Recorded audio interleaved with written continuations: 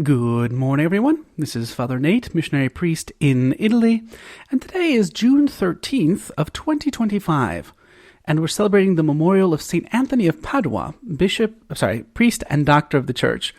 Anthony of Padua, or, if you're Portuguese, St. Anthony of Lisbon, because he's actually from Portugal.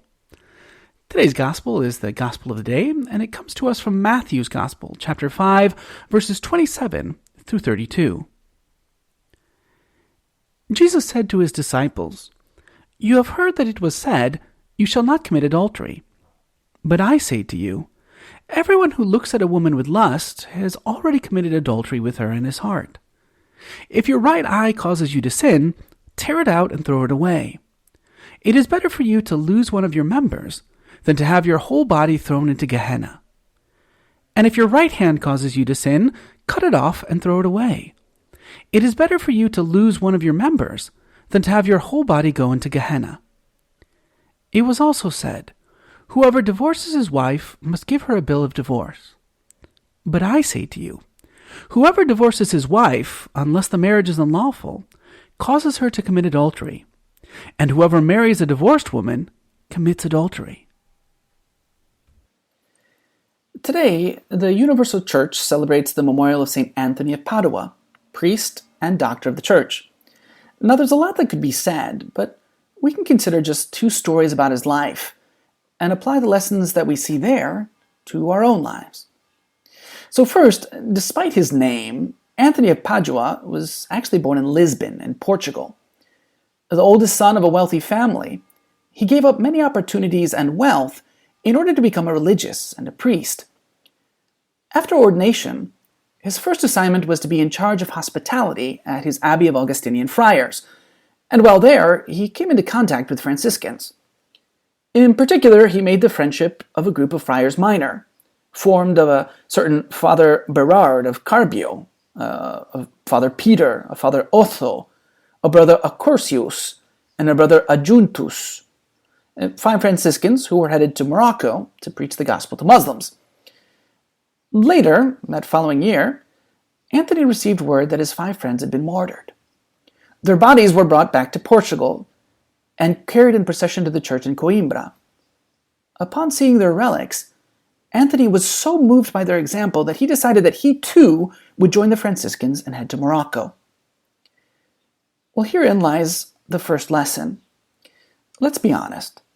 Nobody, save the Franciscans, and probably not even all of them, has any idea who Berard of Carbio or Otho or Accurius is. I mean, they're canonized saints, but if we consider how many times we invoke St. Anthony of Padua, and how many times in the last 5 years you've invoked St. Adjutus, well, it's pretty clear that the Franciscan proto-martyrs just don't have the same reputation. But that's okay. Sanctity consists in doing God's will, whatever that might be for our lives. We don't need to be the best of everyone, or be the most well-thought of, most well-liked, religious or layperson. We just need to be the best in the vocation and the office that God has given us. In what sense? The best that we can be. Live out that task fully. And in that way, we'll come to be the saints, and our example can inspire others to do the same, like it did for St. Anthony. Now, once Anthony entered the Franciscans, he was indeed sent to Morocco. However, as soon as he arrived, he came down with a terrible illness that left him unable to do much of anything. And finally it was decided that he should go back to Portugal. So sadly, he boarded the ship and set sail, but even that didn't go according to plan. A storm blew the ship so far off course that he ended up in Sicily and walked to Assisi, where finally he was invited to stay at a hermitage. It was only after another fluke, when a priest didn't show up to give a sermon, and Anthony's superior told him to do the best he could to cover, that the saint's incredible preaching ability, for which he's well known, was revealed. Now here's the second lesson for us. We need to have a providential outlook on life, to see everything as a part of God's plan to make us saints and to bring souls to heaven. Now things didn't turn out as St. Anthony had expected, but everything, from that seemingly random illness to the bad weather on the water to a forgotten homily, were all part of a master plan.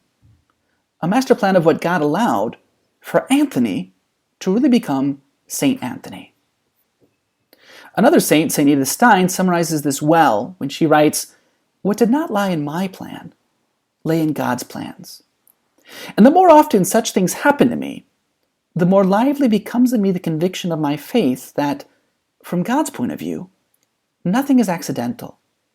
That my entire life, even in the most minute details, was predesigned in the plans of divine providence, and is thus for the all-seeing eye of God a perfect coherence of meaning."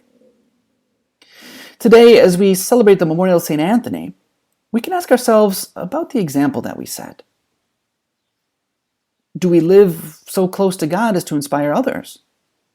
With what fervor do we live out our daily tasks?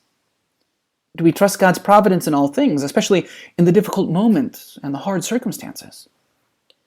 Through the intercession of Mary, Mother of God, let's ask for the grace to imitate our Blessed Mother in her humility and in her docility.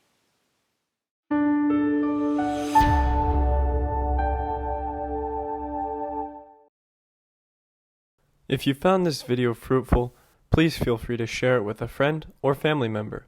Or if you would like to learn more about our missionary priests throughout the world and how to support them, please visit iveamerica.org.